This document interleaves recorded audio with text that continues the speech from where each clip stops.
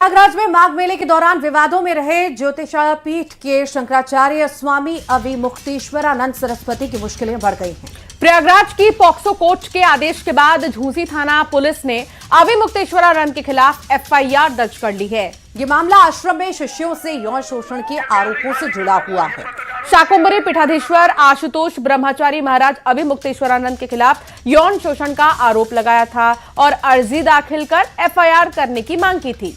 Police अब इस मामले की जांच करेगी। कुल मिलाकर अब स्वामी अविमुक्तेश्वरानंद सरस्वती की टेंशन बढ़ने वाली है। आशुतोष ब्रह्मचारी ने स्वामी अविमुक्तेश्वरानंद सरस्वती के आश्रम में नाबालिग बच्चों के साथ यौन शोषण का आरोप लगाया था। याचिकाकर्ता आशुतोष महाराज की ओर से दावा किया गया कि आरोपों से जुड़े साक्ष्य के तौर पर एक सीडी भी अदालत में पेश की गई है।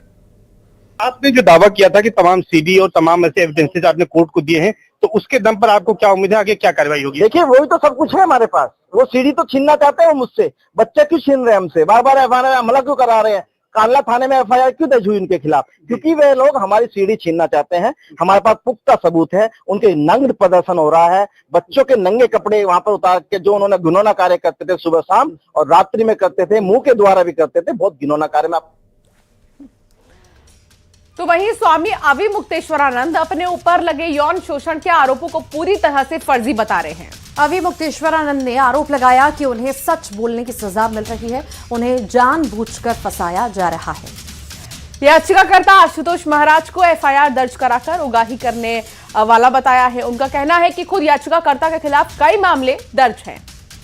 साथ ही दावा किया कि उनके खिलाफ ये साजिश रामभद्राचार्य के इशारे पर हुई है।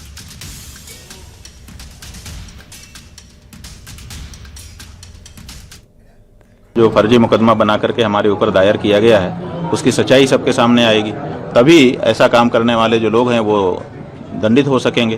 तो इसलिए आवश्यक है, हम यही कहना चाहेंगे कि न्यायालय लंबा समय न लगाते हुए इस पर थोड़ी सी द्रुत गति से काम करे, क्योंकि बहुत सारे लोगों की निगाह इस पर लगी रहेगी।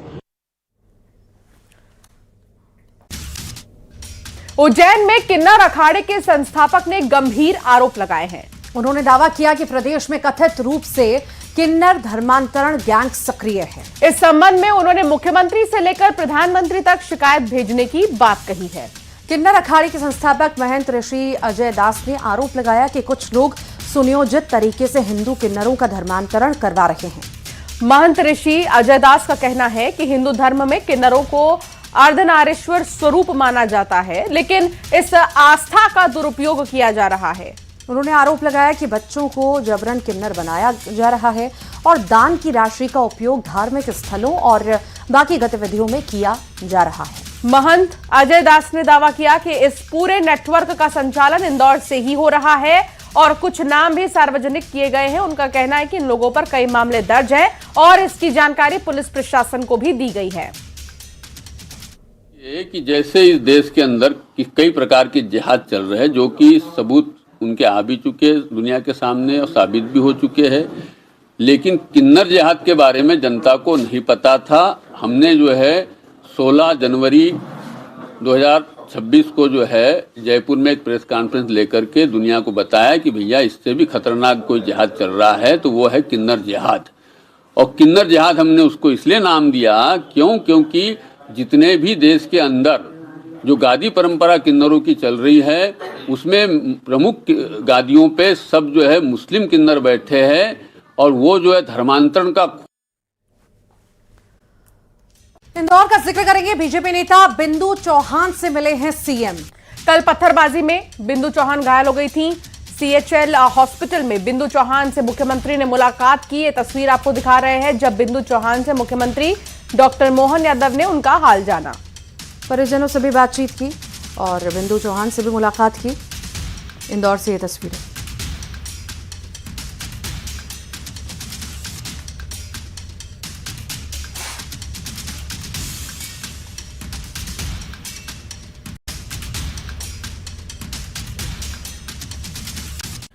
दिल्ली में एआई समिट में यूथ कांग्रेस के हंगामे पर सीएम साय ने निशाना साधा।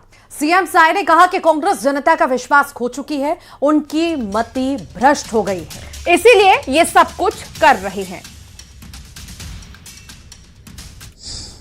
मुद्दा विहीन हो गई है। जिस तरह से पूरे देश में कांग्रेस जनता का विश्वास हो रही है, लगातार चुनाव में हार हो रही है और वो खराहट में सब काम कर रहे हैं, उनका मतिभ्रष्ट हुआ है। दिल्ली में आयोजित एआई समिट को लेकर पीएम मोदी ने कांग्रेस पर जमकर निशाना साधा है। पीएम मोदी ने समिट में यूथ कांग्रेस के शर्टलेस प्रदर्शन को लेकर कहा है कि कांग्रेस ने गंदी राजनीति की। विदेशी मेहमानों के सामने कपड़े उतार दिए। कांग्रेस ने वैश्विक आयोजन में नंगी गंदी राजनीति की है।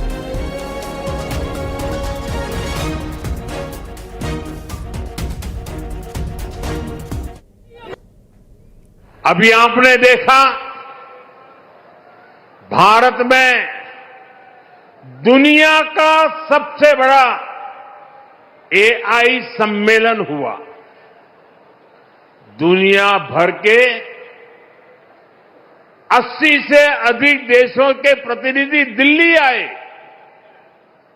दुनिया के करीब 20 देशों के राष्ट्राध्यक्ष भारत आए। लाखों लोग हिंदुस्तान के कोने कोने से दिल्ली में जुटे थे।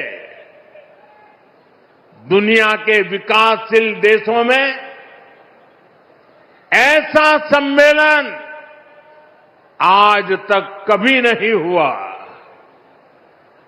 मैं जरा मेरठ के लोगों को पूछना चाहता हूं, ये जो एआई सम्मेलन हुआ, आपको गर्व हुआ कि नहीं हुआ? पूरी ताकत से बताइए, आपको गर्व हुआ कि नहीं हुआ? आपका माथा ऊंचा हुआ कि नहीं हुआ? आपका सीना चौड़ा हुआ कि नहीं हुआ? ये काम भारत के लिए हुआ कि नहीं हुआ है? भारत के युवाओं के लिए हुआ है कि नहीं हुआ है? भारत के भाग्य को बदलने के लिए हुआ है कि नहीं हुआ है? 21वीं सदी में लीडरशिप लेने के लिए हुआ है कि नहीं हुआ है? पूरा देश गर्व से भर गया।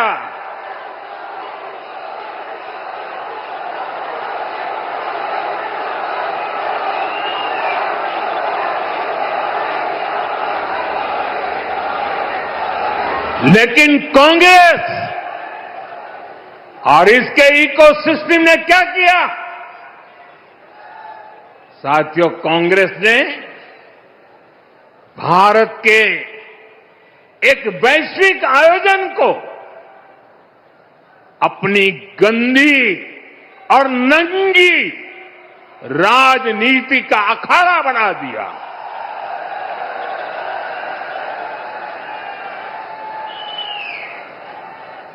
समारोह स्थल पर विदेशी अतिथियों के सामने कांग्रेस के नेता कपड़े उतारकर पहुंच गए।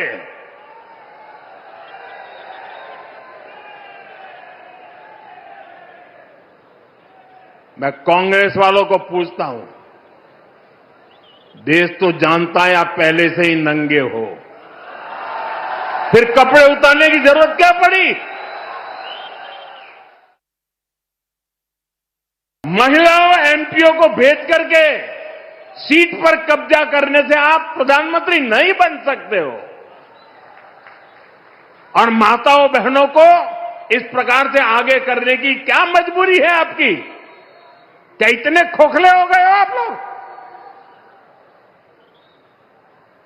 साथियों,